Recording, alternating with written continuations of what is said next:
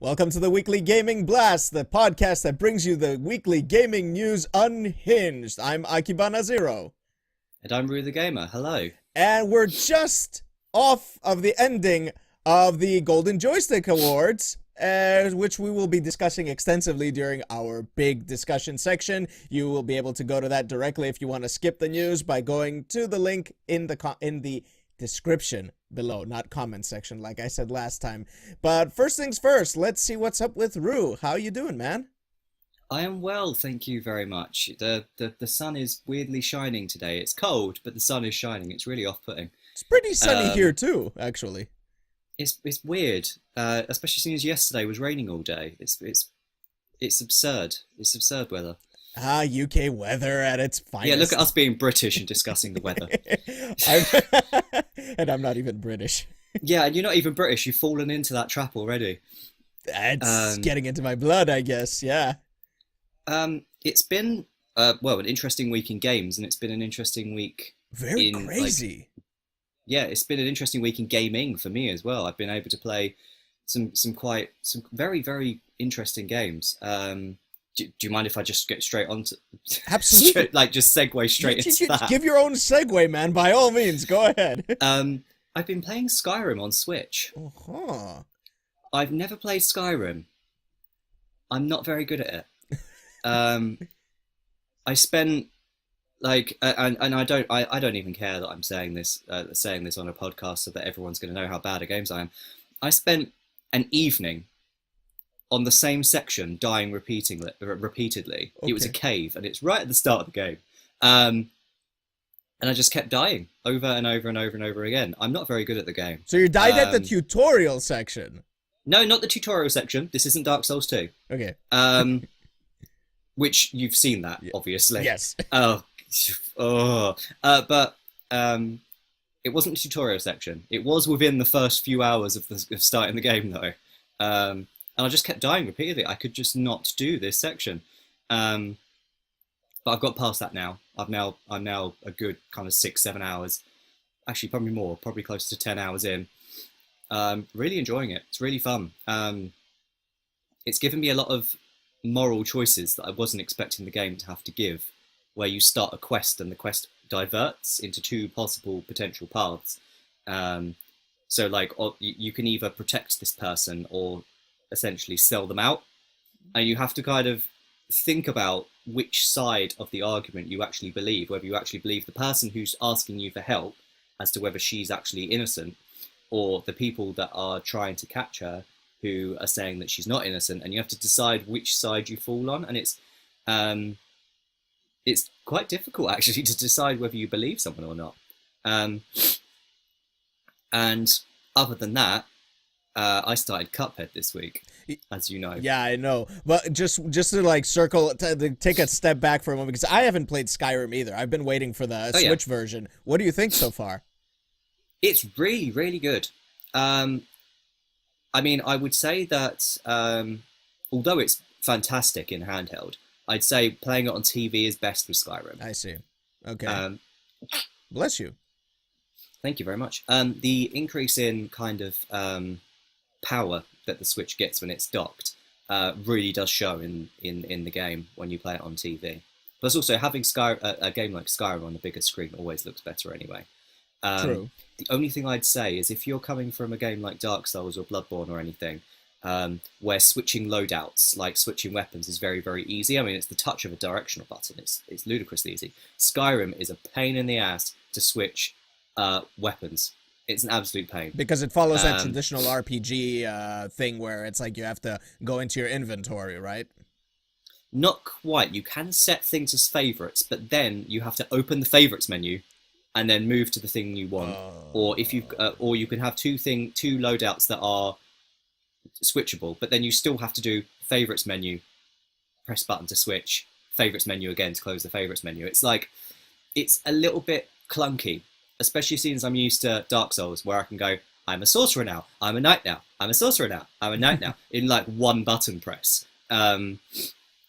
So yeah, it's frustrating on that sense, and that's the reason why, despite the fact I really wanted to use magic going into the game, I'm finding it very hard to use magic now I'm in the game, because switching between magic and melee is an absolute pain. Oh, well, that sucks. But it's a good game. It's a really good world. It's really in depth. It feels like a big world, and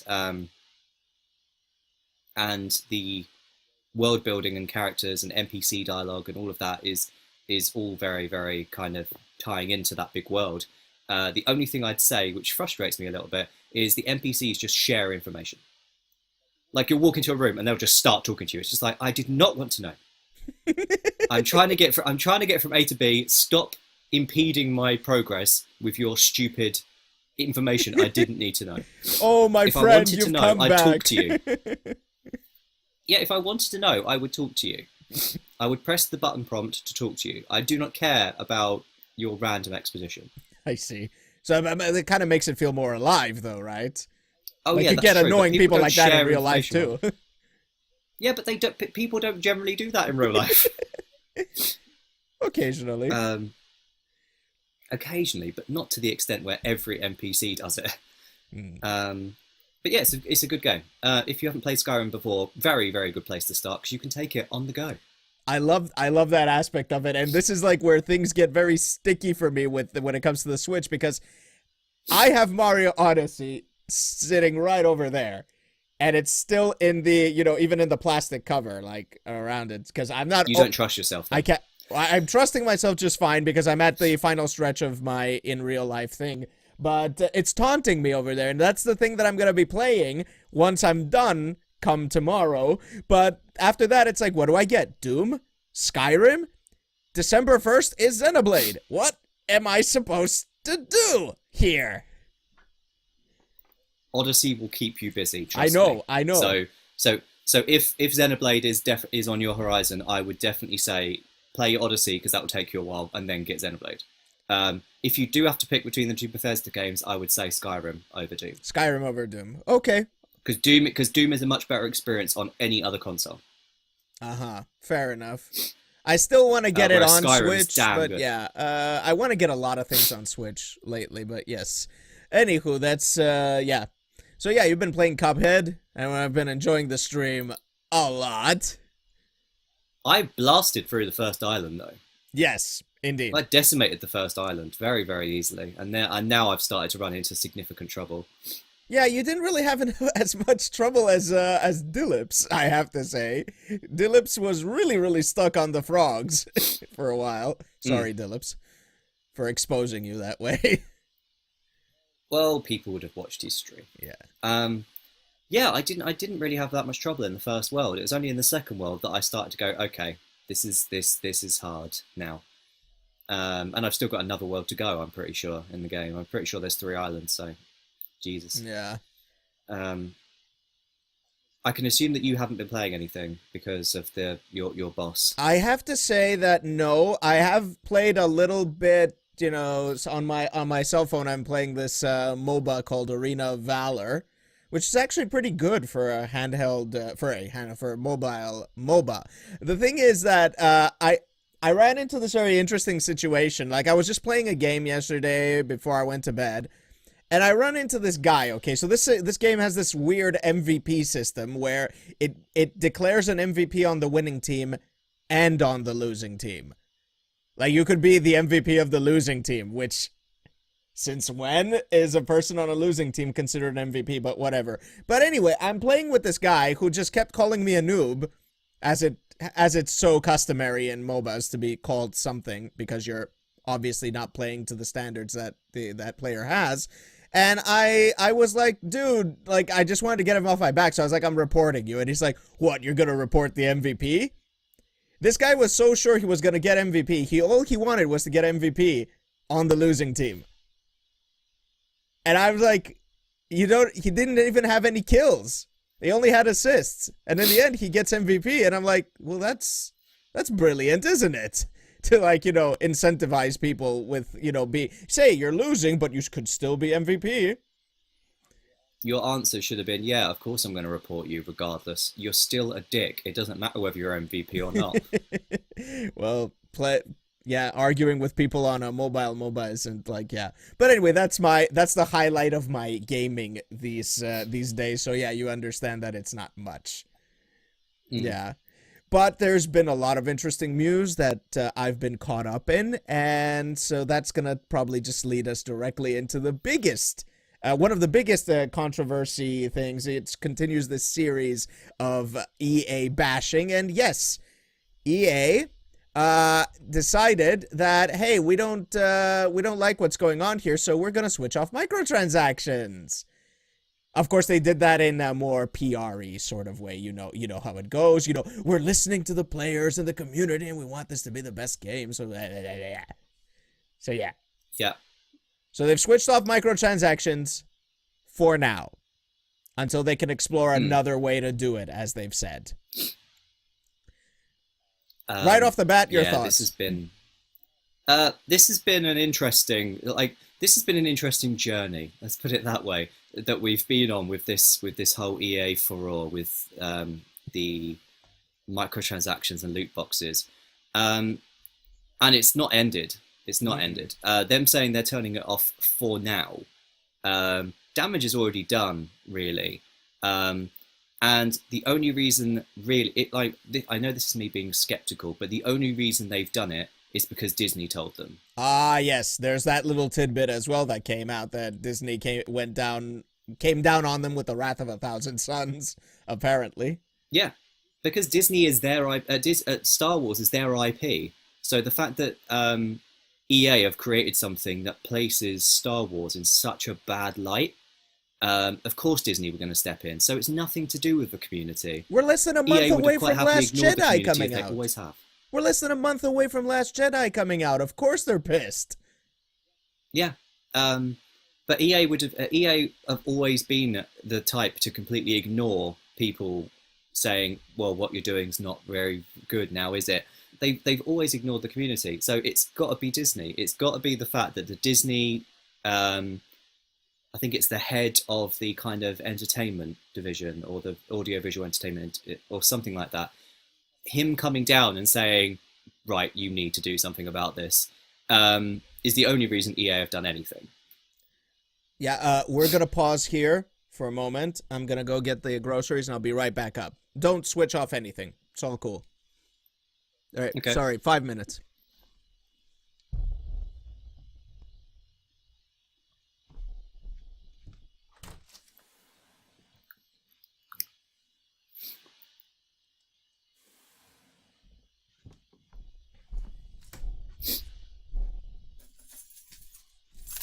Should have really not done that.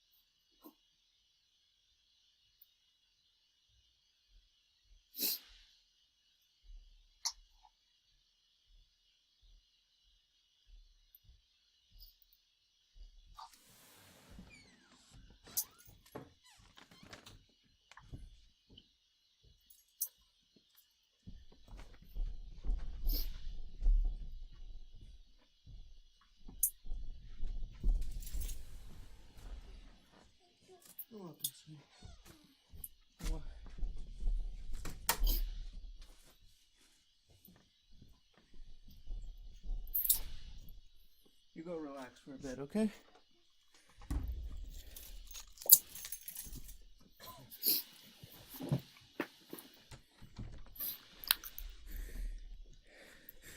Hey, bro. Thanks. Sorry about that.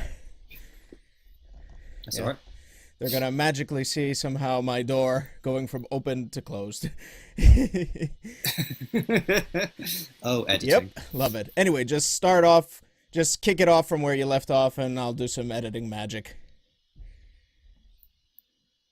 And we can't ignore with the whole EA thing that they've handled this disastrously. Unquestionably. Really, really badly. I mean, that AMA that they had on Reddit, which has, the most downvoted comment in Reddit history, plus also the fact that a lot of the questions that they were being asked, they just flat out ignored. It's been a PR disaster. I actually found out something recently. You know Angry Joe, right? Yeah. Mm-hmm. So he actually had a conversation with, I'm guessing, like some community manager member of EA or something like that. And he was talking with this guy, and he asks him, like, hey, so how long does it take to unlock things by playing the game? And he was like, oh, we're not really sure how long. And it's like, what? You guys made the game. You don't know how long it takes to make it. There's been a calculation out there that says about over 4,500 hours. That could be like, I don't know, it could be true or could not be, but it's ridiculous how they've been handling this. Yep, I mean, they needed to kind of start putting out fires a lot earlier than they decided they were going to, basically. Yeah. I mean, when the calculation came out that it would cost $2,100 to unlock everything in loot boxes, and that is not even taking into account the fact that in this game you can get duplicates. Exactly.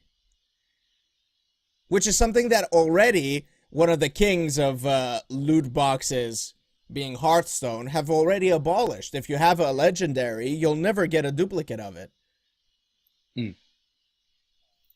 Yeah, so, and not to mention, this has doubled the furore surrounding FIFA now, with FIFA players now speaking out and saying, right, you've sorted that out, EA, now what about our game? So it's never going to end for them. They have severely messed up this generation, and it is really showing. Need for Speed Payday. That one as well is just atrocious what they've done. Like, what is it? What is it with the cards? I didn't bother. See, I wouldn't bother playing that because I'm not into racing games, but I saw Angry Joe's review, and that game has been hacked to pieces by microtransactions and loot boxes.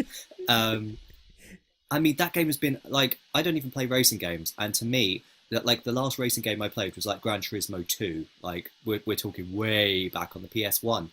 And that game, everything was there. You just unlocked it as you went. Like, what is wrong with that model? What is wrong with it? What happened to, like, having some good, clean fun and unlocking stuff? Exactly. The thing about these games is, like, what I'm saying is this: why does everything have to be in a card now? Also, I don't get the star cards. What do they call them? Mod cards in Need for Speed? I don't even know. Whatever they call it. Yeah, I think, yes, it's called something stupid like that. I think mod cards is right. Yeah, Angry Joe was making a joke of that. Oh, you want better performance? Stick a card in your car. It's just like, and like Jim Sterling. I know we mention him quite often on this podcast, but he is very much in the vein of the way we think about the industry. His view on all of this controversy is also quite phenomenal, and he's been covering it very regularly with videos. And it's just why like the year he's kind of billed it the year of the loot box, and it really is. We've gone from a fantastic beginning of 2017 where some really good, like, fully fleshed out fantastic games came out, to now. 2017 has been a mixed year, but at least the good thing is the second half of the year there's going to be hardly any Game of the Year contendees, is there? That's true. That is indeed true, and that's something, yeah, for sure to talk about down the line when the time comes right before the year ends. The thing about it is that, first of all, yes, this whole loot box conundrum has ruined, in a sense, this amazing year that we've had up until this point, up until Battlefront 2. What I've noticed though is that the market, and this is the conclusion I've drawn, is like the market still hasn't managed to settle. Because now that we have like all of these fancy ways to expand games and, you know, exploit customers and all of that, the market, the developers and the publishers still haven't figured out what is a good standard for all of these things. And everybody's just experimenting with something right and left to see how far they can go. And this is why I'm constantly calling for more research to be done on these things. Because I'm still completely 100% convinced that if loot boxes are not gambling, there's still something to that effect. I mean, it's not gambling, but it's like me throwing money for something that I don't know what it is. Well, the thing is, there's the definition, isn't there? Which I'm going to very quickly bring up. So professional. Very quickly bring up the definition, and the definition does actually come under it. But the thing is, and you've touched on actually quite a good nerve, like quite a prominent nerve in my psyche, and that's that there is no regulation on this stuff. And therefore, the less scrupulous developers are going to keep pushing it just that little bit further. I mean, Activision, a £40 season pass. Oh dear Lord. For COD World War II. Lord. £40. That is the price of a game. That is almost the price of a full game. That is absurd. Yep. Why would I pay for 2 games? Why don't you just make 2 games in that case? And then, obviously, WB Games releasing Shadow of War with, I think it was like 4 different editions, wasn't it? Yeah, I think so. Like there's the standard edition, the deluxe edition, the silver edition, and the gold edition, something like that. And what's the other developer very prominent for doing that? Ubisoft, who released multiple versions of Watch Dogs 2, of which one of the bundles, if I'm not mistaken, didn't come with the damn game. Ubisoft, there needs to be regulation on this, but I've brought up the definition. It's dictionary definition of the word gamble, the second dictionary definition. Take risky action in hope of a desired result. In hope. Loot boxes are gambling by definition. Exactly. There's no going around it because this is because a lot of people are just going to turn around and say to you, what about Magic the Gathering? What about trading cards? It's not the same thing.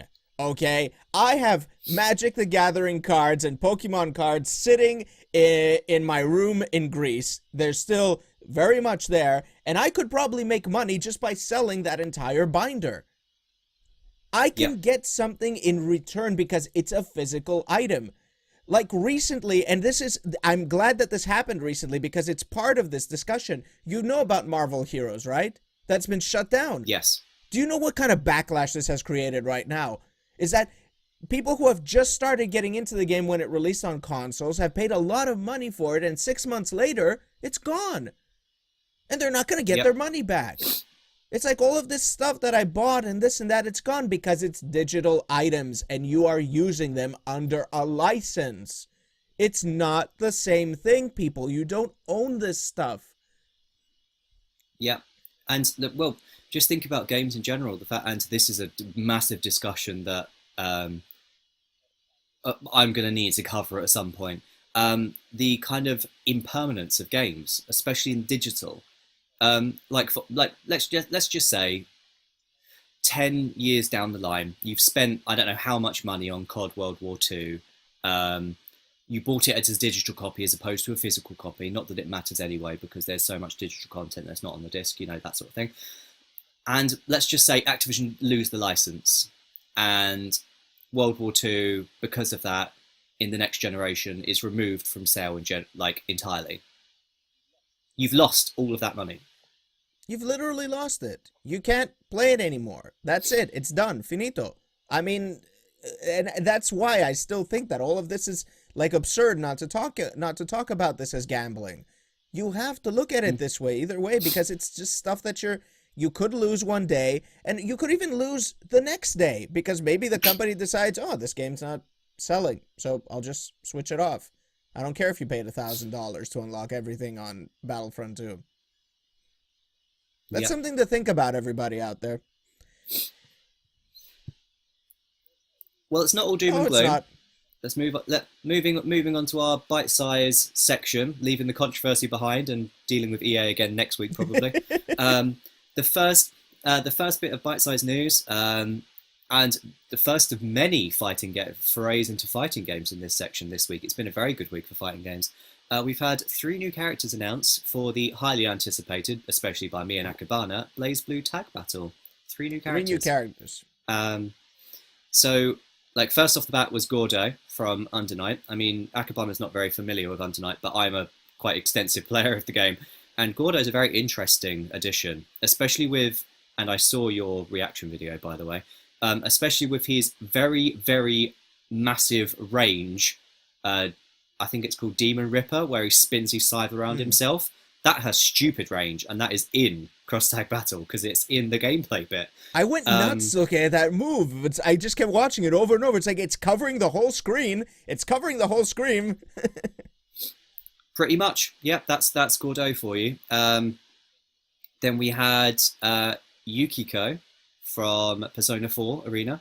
I'm not as familiar with Persona 4 Arena, but I'm familiar with it to an extent. Yukiko, I remember, is quite nuts because of her fans and the way her persona works. I'm quite intrigued to see how she fits into the way that the game is set up.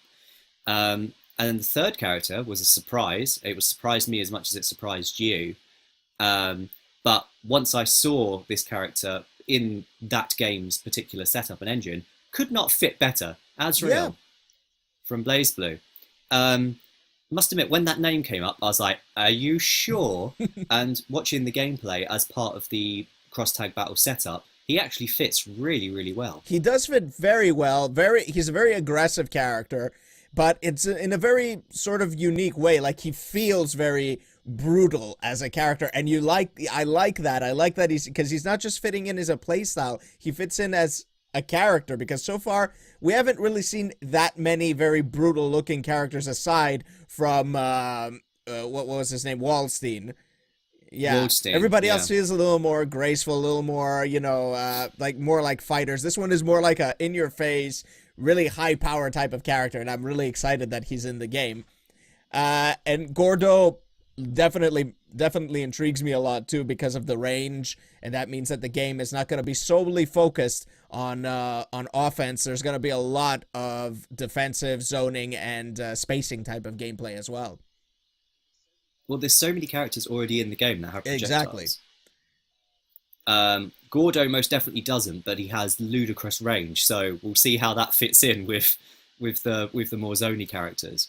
Because his range is nuts with that scythe, like absolutely insane. And I don't know if you felt this in this trailer, but I definitely saw that there's been some, like, there feels like there's an improvement on the quality, the appearance of the game. It's looking more and more polished with every trailer. Yeah. Oh, I definitely saw that.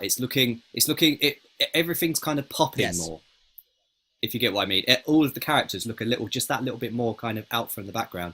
And also, continuing the trend, I've said this every single trailer so far, the character art for each character for cross-tag battle is still looking just, perfect. And I'm so curious about that little hint that was dropped in at the end. Like, some people have been telling me that, that's just Noelle talking, and it's probably gonna be Makoto or Tsubaki or something like that. But I'm thinking what she says, like, oh, you guys are in this too?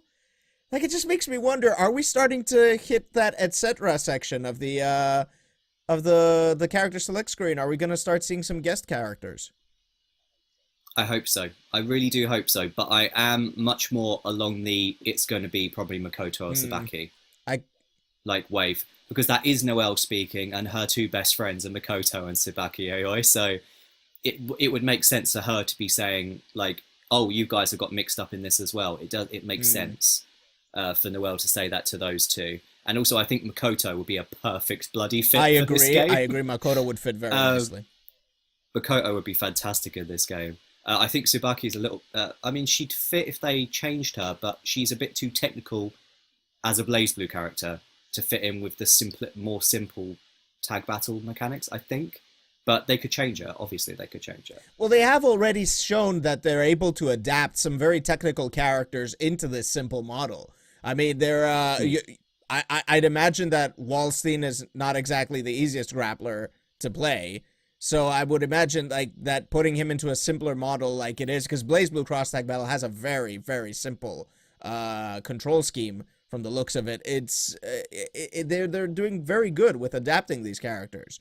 And the Persona characters. And also, yeah, I was just about to mention the Persona characters are ludicrously complex because of obviously the summoning their Persona thing. So they're going to have to, and they already have been, by the looks of things, become more simple to fit in with the model. This game is looking more and more exciting. And speaking of excitement, because we've been hankering to see more about this, Street Fighter V Arcade Edition is going to be playable at PlayStation Experience 2017. Which is the 6th of December, is it not? Yes. It starts. Lots of cool stuff happening at the beginning of December. It's going to be crazy. Which, yeah, and there's also like a huge list of developers that are appearing there as well. Like, I can't even, like, mention the whole list, but there's just, like, a lot that is going to happen at PSX 2017, which might also explain why Paris Games was so loaded, I guess. That's true. I mean, there's to list a few that I'm quite surprised, because I've got the full list up here, because of course I do. I always have tabs. For the podcast, I always have tabs open that have all the information I might need to recall. I mean, some of the more interesting ones, Atlas and Sega are there, which Blue Mammoth Games, creators of Brawlhalla, are there, which is interesting. Because I play Brawlhalla, that's very interesting to me. Bungie and Activision, Capcom, Devolver Digital, Drinkbox Studios. They are the creators, if I'm not mistaken, of Guacamelee. So maybe Guacamelee 2 available there. EA, obviously, if they dare show up. Insomniac, Limited Run are there, which are really cool, actually. Limited Run. Media Molecule. Quantic Dream, so obviously that complete disastrously looking Detroit game is going to be there. Supermassive, Wish Studios. It's a very interesting, very, very interesting group of people, and the list of games that are going to be playable there is just massively extensive, like terrifyingly extensive. So yeah, it's a good time, I think. And also, one thing that really struck me when I looked at the list of games that are available there, Unist is that PlayStation experience. It cannot be far from a Western release now. It can't be. Please, God, please, yes. Finally. I mean, it would be great to get that game finally over here, because I want to play it. I want to play it, but I want to get it as a European version. So yeah. Come on, P-Cube. I'm probably going to double dip, if I'm honest, because I want to know what the story is about, and I do not understand the story of my Japanese version. That's fair. That's fair, and it's co-developed with Arc Systems, from what I understand. So yeah, a good story is always to be expected. Yeah, but yeah, the fighting game community all will have its eyes on Street Fighter Arcade Edition, because this is the big one. This is probably the make or break it thing for Street Fighter V for probably a lot of players, including myself. Like, if Capcom finally is able to nail it and make it into a proper, solid gaming package, and at the same time also maybe hopefully announce some classic characters like Sagat or Sakura or Cody, pretty please, I think that they will actually knock it out of the park. I mean, interestingly, with Street Fighter V, I mean, there's been a huge amount of kind of leaks and rumors surrounding Arcade Edition, including some returning classic characters, which would be very interesting to see. So the one which struck me the most is Q. Q? Q would be Q would be amazing in the 5 engine. I think so too, and there's a lot of people who believe this as well, that he would be crazy good, because he had a very useful taunt in Street Fighter 3. That raised his defense. So you could end up having a Q that barely took any damage if you were able to pull it off. And also the I think it wasn't called CQC, but his mix-up super. Yeah. where it wasn't it 3 hits up, 1 hit down, 2 hits up, and Something it was like almost that. impossible to kind of judge. Like if you were playing against Q for the first time, impossible to judge where that low attack was coming. Which means you almost invariably got hit by something. Like genius, absolute genius. I'm glad to see. If Q does come back, I'll be very glad to have him back. Yeah, and I think a lot of people as well. And there's like Cody's part of that rumor. Sakura, Sagat are a part of that rumor. And so is Sodom, which hopefully I'm hoping is not. I've never like really totally appreciated that character, but hey, you know, more power to Sodom fans, I guess. And also, I like the extensive focus on Alpha, because I did like the Alpha series. Yes, I totally agree with that. But because it's so Alpha heavy, it makes you wonder, like, just how you know accurate is this list, or how real it is. But true. part of the list is also that maybe there's gonna be a Shadaloo doll in the game, or a maybe one of the members of Ed's little Neo Shadaloo team, like the girl with the staff in his at the end of his story mode. So I want the sentient gorilla, please. oh yeah, if you're going to give me any member of his group, give me the gorilla. I want Street Fighter Grodd as well.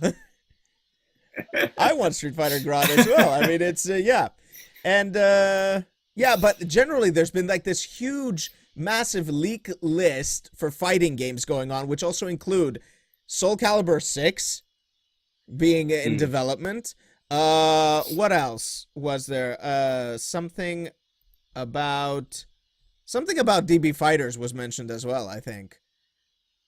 Like, there was this huge, massive Reddit list, and god damn it, why don't I pull up tabs as well like you do? Why am I so lazy? There's just there's an insane amount of stuff that is being leaked right now, technically rumored. Let's call it that. So I call it a leak. And yeah, it's been crazy for fighting games. And since we are on the topic of fighting games, let's move on to the one that you and I are super excited for. And why not? Dragon Ball Fighters. Dragon Ball Fighters. So we've had 3 new characters announced for Dragon Ball Fighters this week, which, wow. And because the thing is, when they were first announced, I was just like, okay, here we go, the first 3 DLC characters. No. These 3 are base roster. Yeah. The DLC still hasn't been announced for Dragon Ball Fighters. So the 3 that have been announced were Gotenks, so the Gohan Trunks fusion in Super Saiyan 3 that has the awesome little waistcoat. Adult Gohan and Kid Buu. So it's obvious that Gotenks and Kid Buu are linked because they fight against each other, so that makes sense. And also I'm glad that Adult Gohan's there as well, because then that gives the potential for a Saiyaman skin. Ooh, that would be extra which cool. I would love. That would be so cool, and it'd be a really nice kind of touch if they do that, which, seeing as they've been paying so much attention to making this as authentic to the series as possible, I think we can safely assume that will occur. Oh, yes. But yeah, Gotenks, Adult Gohan, Kid Buu added to the base roster for Dragon Ball Fighters. The base roster is really big. And also, Gotenks makes me wonder whether I need to get a Saiyan in my team. It's making me question my team, which is really annoying. I've got a really nice synergy down with the team I've currently got, but Gotenks may end up changing that. One of my teams is already confirmed, like Piccolo, Teen Gohan, and Gotenks. This is Team Piccolo's disciples for me. So yeah, I'm so excited. I'm really, really excited because Gotenks I was actually thinking may not happen, but I secretly wanted him to happen, and now that he's been announced, I'm really excited. At first, about Adult Gohan, I was a little skeptical because I never considered him to be like such an integral part of the series as like when he was still young. But now that he's in, and I thought about the Saiyan Man thing that you mentioned, and I was like, yeah, that would actually be like super rad if they did that. That would be super cool, because that was the cool thing about him being Saiyan Man. Kid Buu in the end seems to be a little bit more of my like, we could have maybe done without him, but I think that will also depend on the play style, because that is essential to think about here, is that they're experimenting with certain moves from the Dragon Ball universe. I mean, they did give Captain Ginyu his body swap ability, and in a very crazy way. And also the ability to summon the Ginyu Force exactly. as well was given to Ginyu too. So that makes him a little bit like Captain Commando from the Marvel vs. Capcom series. I just can't wait for this game now. It's just every time they announce something new, I'm like, oh, that's good. Like every time. Arxis is really knocking it out of the park. I'm very excited for the stuff that they're doing. And if there is any Ruby fans out here who are watching this video and you've been wondering, like, what is this company making this game that is bringing in my favorite characters? Arxis is the company, is the dev that you want to be working on your game for BlazBlue Cross Tag Battle. So yeah, watch these games, guys, because this is a company that's not just going to make two very incredible fighting games. They're going for, like, you know, top fighting game developer. They are. They definitely are. And they deserve it. They've been working on some really high quality games. Moving on, speaking of quality games and, you know, a game that really caught both yours and my attention when it was first announced, the developers behind Biomutant have been acquired by THQ Nordic. And I'm not really 100% sure how I feel about this. I mean, I've never heard any, like, real gruff with THQ Nordic. Seems like it's an okay situation. I did debate on putting this in the controversy section when I was sorting out the topics. Because, lest we forget, THQ shut down. They were acquired by Nordic, and then Nordic took on the name THQ Nordic. So the THQ name is muddy with me now. And I'm really excited about Biomutant. So I basically, as long as they do a good job with it, I don't mind so much. But if the game becomes a mess because of it, then I won't be happy. Yeah, me neither. And I really hope this doesn't mean, like, well, this is the hope that we have for every game, right? It's not riddled with loot boxes and DLCs and season passes and all that stuff. The game so far looks absolutely incredible, and I really hope that they actually really do a good job with it. I mean, to get acquired by THQ Nordic means that, you know, more funding is going to be put in, I guess. Even though they're probably not as strong as, you know, some other devs out there. But yeah, that's definitely an interesting piece of news. That means that, you know, the game has caught some attention, which means that, you know, development will continue and we will be seeing it, you know, fairly soon, hopefully. Yeah, I hope so. Since they've already done pre-orders for the game, I hope we don't see it too long from now. Yep. But speaking of controversies, we botched the segue. YouTube and Nintendo. Now that's a pairing that's never quite married up. Nah. And YouTube have recently spoken out against Nintendo's Creators Program, which, in all fairness, it's about time because that is garbage as a concept, the Creators Program. Which basically means you work for Nintendo. They take a sizable cut of your revenue in return for you being able to cover their games. And you're only allowed to cover their games on your channel. You're not allowed to cover anything else. Plus, also, the ultra insidious thing, they decided recently you can't stream their games, Nintendo. So, YouTube is speaking out now. They should have spoken out ages ago. Nintendo are not good when it comes to online videos and stuff like that. They just not have caught up with the curve. And their creator program was a very clear indicator of the fact they haven't caught up with everyone else yet. I have to say that this is very rich coming from YouTube as well, considering how badly they've been handling so far monetization of gaming videos and the way that they distribute the ad revenues to gaming channels and how many advertisements are allowed, what kind of advertisements are allowed on which videos and all that. It's very rich, very, very rich. I mean, come on, you know, it's like, pot meet kettle, you know, it's like, what the hell? What was I gonna say? yes, that you don't really pay that much attention. You've got like these rules. You've got these crazy rules that are very open to interpretation, and nobody can tell why their videos are being demonetized, or why their videos are not being monetized, or why not they're not receiving any revenue. You don't explain anything, and yet you turn around and you tell Nintendo that their program sucks. That to me is like, it's a bit of a weird situation there. Yeah, I mean, you've hit the nail on the head by saying pot kettle black. Really, that's the perfect way to describe it. It really is. YouTube, I mean, I will take that statement and I will raise you a people in glass houses shouldn't throw stones. Yes. As well. Yeah, YouTube aren't really in any position to be criticizing Nintendo for this. But the fact is, Nintendo need to be criticized for this. They do. I definitely agree, because it's a crying shame to have such a wonderful game like Super Mario Odyssey and not being able to share it with the world and, make some wonderful content with it.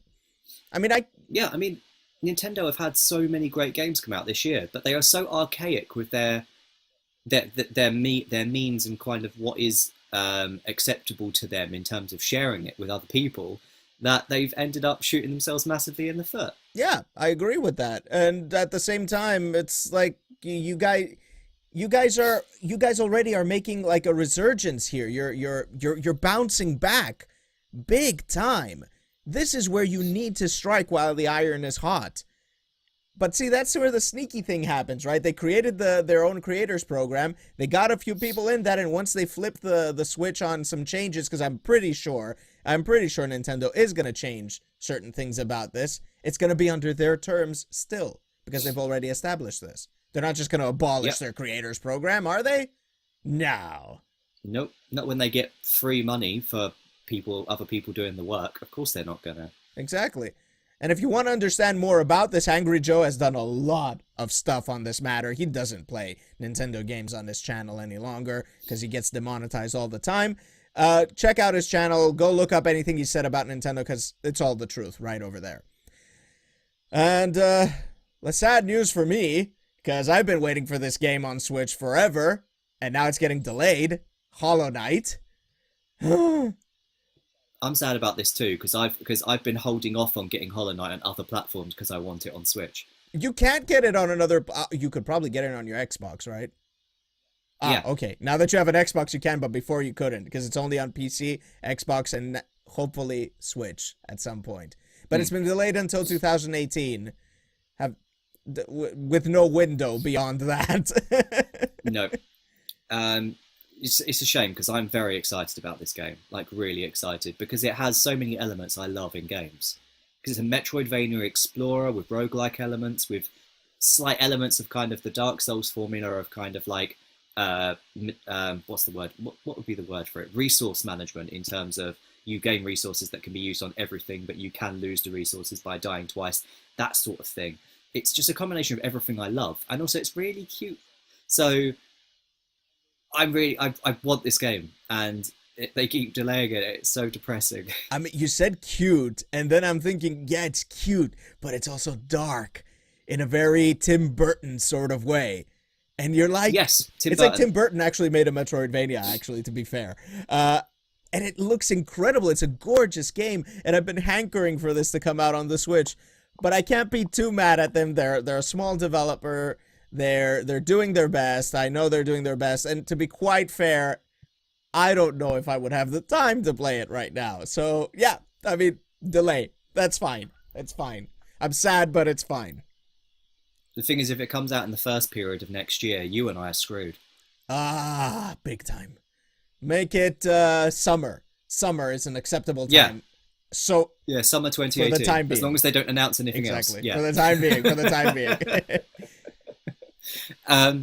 But continuing our trend and our kind of ball rolling on announcement, a new character has been announced for both Overwatch and ARMS this week as well. The ARMS character is out already. Yes, these characters are out already. The reason I kind of lump these two together is because they're two games that neither of us play particularly much. Yeah. I don't play much of Overwatch, but ARMS I dabble. So we don't really have a massive kind of... I mean, the character for Overwatch is Moira, who appears to be a healer from what I've seen of gameplay and what I've seen of kind of the wiki and everything. So that's another character for Overwatch's toxic community to completely shit on. And ARMS has introduced Misango, who is a poison character who looks kind of Aztec influenced with scorpions for hands. Ooh. So, like, his character design is completely off the wall. But then again, that's the kind of that's the way with ARMS. All of the characters are ludicrously over the top, and it's great and really fun because of that. But his poison character, that's a new elemental type in ARMS. So I'll be really interested to see how that is going to alter the gameplay in the long run.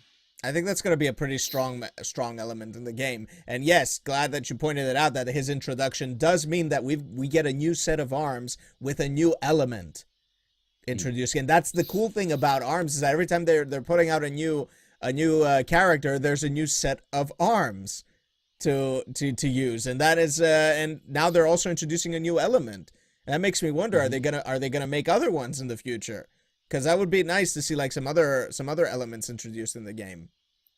And let's not forget, like with this update that included Basango, they've included a kind of Splatfest style mode now, where there's kind of like every so often, like with Splatfest, there's this kind of themed event that you can play online. I haven't looked too much into it, but I'm intrigued to find out how that works with ARMS as a game. I mean, is it kind of like league points, or how does that work? Yeah, would definitely be interested to check that out. And it might actually get me to play that more, but problem is that its online is atrocious. Oh, yes. Yeah. I mean, to be fair, I haven't played it lately. Maybe it's been fixed, but, you know, if there's anybody who plays ARMS online and feel like the experience is great, sound off in the comment section below. Because, yeah, I feel that game is an incredible experience when you're playing with people offline. It's incredibly fun, incredible experience. So, yeah, make the online work better. Yep, can't disagree with that at all. And even more characters announced in other games. And these are by far the craziest announcements we've had this week. By far. Tekken 7 is getting Noctis from Final Fantasy 15. Oh my god. And then Injustice 2 is getting the Teenage Mutant Ninja Turtles. What is going on here? It's a good time for guest characters, isn't it? It absolutely is. And guest characters that make sense, not Star Wars in Soul Calibur type of guest characters.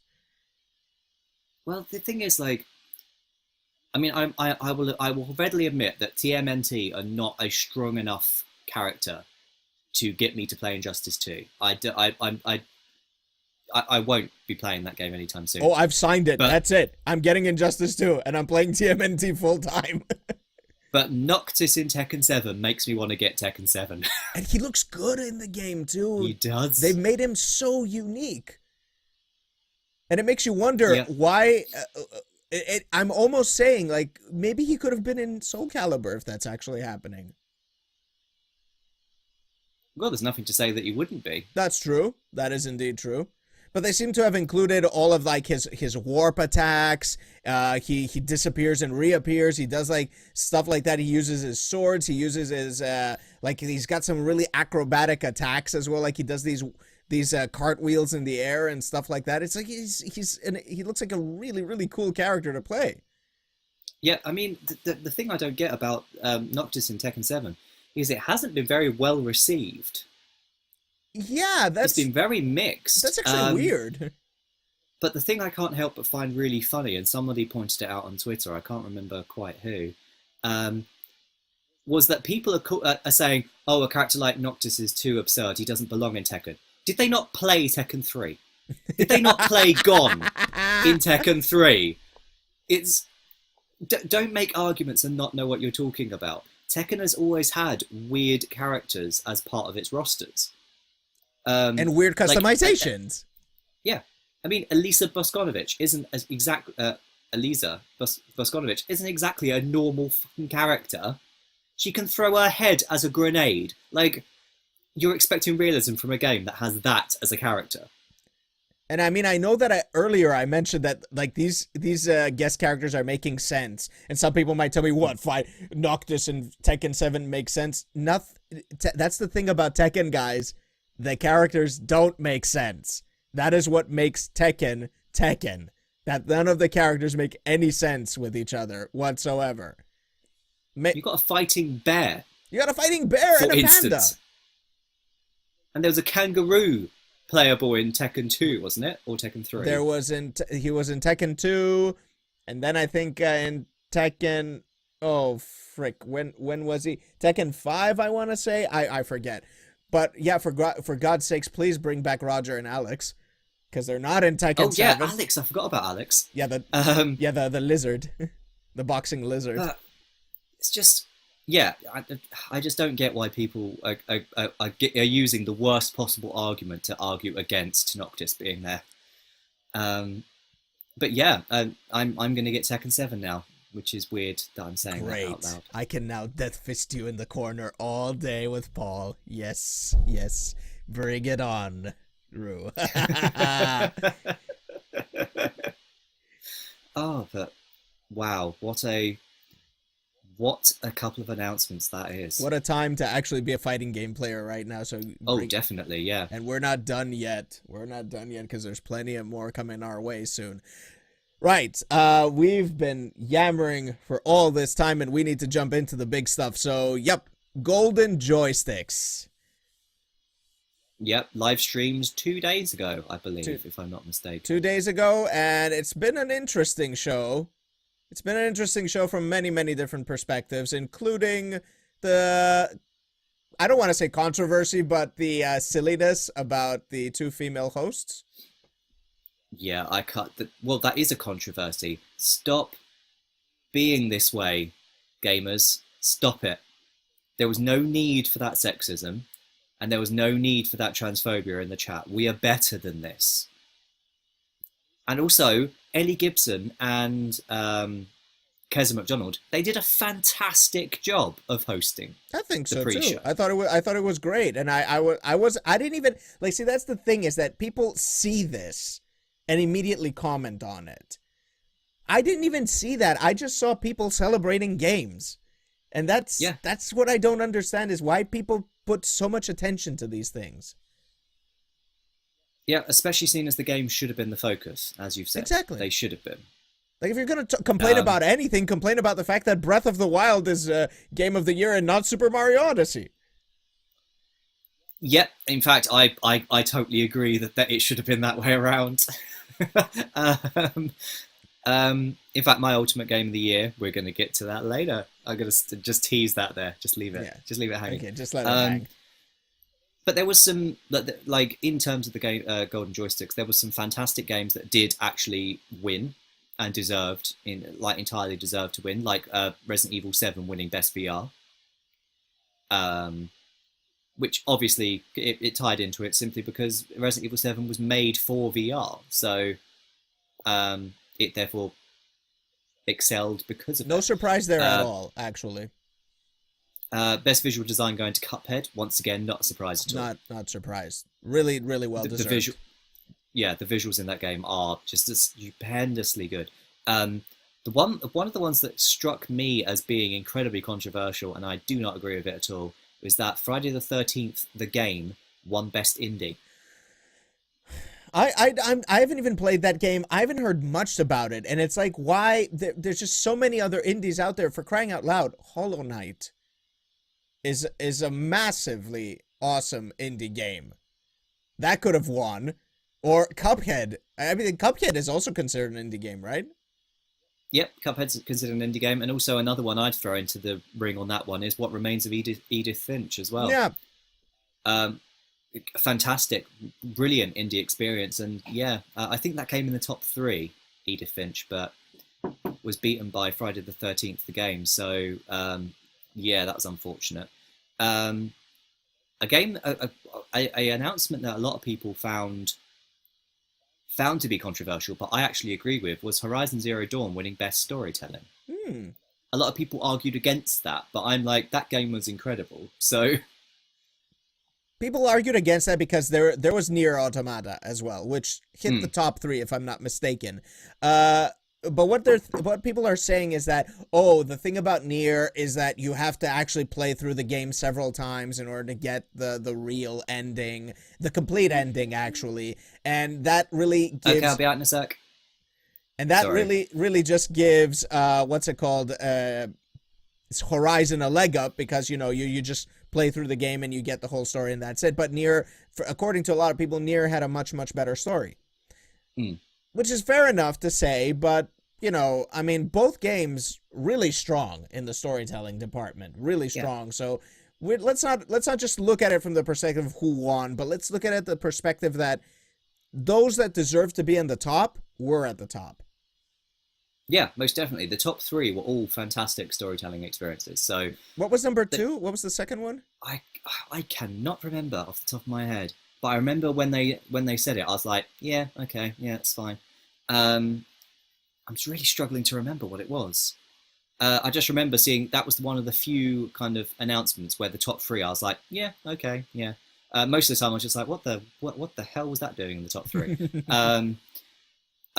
Then obviously there was a flurry of games which we all expected to win their respective titles. So Horizon won PlayStation Game of the Year, Cuphead won Xbox Game of the Year, PUBG won PC Game of the Year. Like, we all expected these things. I mean, PUBG is controversial that it won anything. Let's be fair, because that's not even a fully released game yet. It's early access, and this has been a big discussion right now in the community that it's early access. Why is it winning anything? And it's actually starting a debate right now on this topic. Like, should early access be considered a full game to be receiving an award? The thing is that's true, but at the same time, it's undeniable that PlayerUnknown Battlegrounds is the most popular PC game of the year. That is true. Like, that it's undeniable. So yeah, it does end up being a sort of it's hard to know which side to fall on. I mean, another kind of a couple of controversial winners, shall we say, at Golden Joysticks. Breath of the Wild won Best Audio. I find this personally controversial because there's not enough audio in it for it to win anything. And the music that was in it was mostly remixed old Zelda songs. So I fundamentally disagree with this, but then again, I do have a kind of hate boner against Breath of the Wild. So I think it's tremendously overrated. So that's probably just me. And another one that struck me as being very controversial is that Overwatch won Esports Game of the Year. Overwatch did not come out this year. Yes. That's definitely awkward, which kind of like begs the question is, when you're saying of the year, are you necessarily talking about what got released this year, or are you talking about what has like flourished during this year? And that is where you would probably have to look at the definitions that the Golden Joysticks Awards are setting. But well, the thing is though, there is an award in the Golden Joysticks which is called the Still Playing Award, about games that were released in previous years that people are still playing. Overwatch should have been in that. It shouldn't have been an esports game of the year. Exactly. It wasn't even. It's not that it was recognized as an esport this year either. It was an esport from the moment it came out. Let's be honest. Pretty much. It was created for that exact reason. Exactly. I mean, yeah. So I disagree with the fact Overwatch won that. It shouldn't have done. It shouldn't have won that. But a deserved winner was Final Fantasy being inducted into the Hall of Fame. That 50, I can agree with. Yeah, 15 main titles, countless spin-offs, constant kind of adjustments and changes to the formula all the way through. Like, it definitely deserved that. Re-releases up the wazoo, HD collections, HD versions, all of that. Final Fantasy is a true Hall of Fame series with its ups and downs. Because yeah, let's be honest, there have been some good ones. There have been a few bad ones as well, and some 13. questionable decisions. 13, 12, Yeah, there's a few out there. Although I haven't played 12, that like this remake they did, so I've heard they've made some changes there. But yeah, final. Zodiac Age is on my kind of I need to play this at some point list. I'd like to hear your thoughts on that because I really didn't like it when it came out on PlayStation 2. Final Fantasy is one of those legendary series that has to be in the Hall of Fame because it's set a mark. It set a huge precedent for a lot of future JRPGs out there and RPGs in general. Yeah, undeniable. And its legacy is still felt today. So you've still got new JRPGs coming out that kind of attempt to replicate the older style of what Final Fantasy did. I mean, Lost Sphere coming out next year that is very much in the vein of the classic Final Fantasy game. So its legacy is undeniable, and it will last for a long time to come, I would have thought, because there's still an audience for it. Oh, there is, yeah. And hopefully we'll get more numbered series instead of just expanding on the one specific one we have right now, talking about Final Fantasy 15, which I can appreciate all the expanding that they're doing, but, you know, let's look at something new now. Because we know you can do better. Actually launched, and Comrades is really fun as well. Oh yeah, I saw you stream that. That looked a lot of fun. I can't wait for both of us to dive into that. The last two kind of awards that kind of struck me as being either erroneous or kind of deserved. Last of Us 2 won Most Wanted. Not sure about that. Then again, that's a personal thing. My Most Wanted game is not going to be that. Which makes it a controversial award, to be honest, because it's such a subjective thing, right? What is most wanted? Yeah. I mean, like, I'll ask you, Akibana, what is your most wanted game of 2018? Most wanted game of 2018? Dragon Ball FighterZ. I actually say the same thing. Because there we are. And this is such a niche game because it's a fighting game, right? Yeah. But then again, we are fighting game fans. So that's by and large, that's going to be... and the last award given, Ultimate Game of the Year went to Breath of the Wild. I know that in our kind of closing 2017 podcast, we're going to cover our games of the year, but I reckon that neither of us would have put Breath of the Wild at the top. See here, I'm not as adamant in that position as you probably are, but because I do feel that still Breath of the Wild did a lot of amazing things. They had a lot of really good things and elevated like the Zelda series in a way that you wouldn't have expected, to be honest. And it is a beautiful game. It's beautiful and it's fun in many of its aspects. Does it lack though in certain areas? Yes, it does. Primarily speaking of audio. Also, the world feels very empty and oftentimes doesn't always encourage you to explore as much because there's not a lot to get, and lest we forget the weapon breaking mechanic. And yeah, that's what kind of puts me on the fence. It's like I'm not disappointed that it won, but I still do believe, even though I haven't played it yet, Super Mario probably deserves it more. Even just... I can't wait to hear your thoughts playing it. Yeah, I really can't. From tomorrow, you will hear a lot. I will be tweeting. I will probably start using the recording function a lot on Twitter. So, yep. Start watching that. Yes. But see, that's the thing is that it's Mario as well. Like you would have thought, like even by virtue of it being Mario, and a Mario that is pushing the envelope of what you consider to be a Mario game so much, so far. You would think this is the game that should have been there. Considering also, it would have been also a nice little happy high note for Nintendo since they've had this huge resurgence right now with the Switch.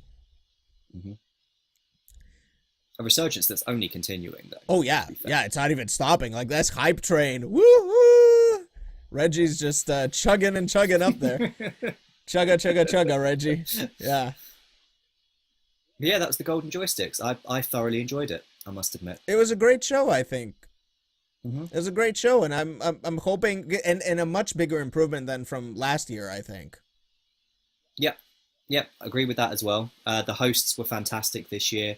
There seemed to be a very positive energy about it this year as well, which I also really enjoyed. And we've still got the Game Awards as well to come. We still have that as well, and hopefully that shows an improvement as well, because I wasn't happy with that show last year. No, that was so terrible last year.